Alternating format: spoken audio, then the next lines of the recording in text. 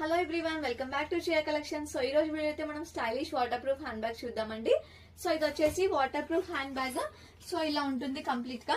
And ఇక్కడ మంచి print కూడా ఇచ్చారు. అండ్ మీరు ఇక్కడ ఓపెన్ చేసినట్లయితే ఇక్కడ చాలా స్పేస్ ఉంటుంది, ల్యాప్టాప్ కూడా పడుతుంది, అంత స్పేస్ ఉంటుంది.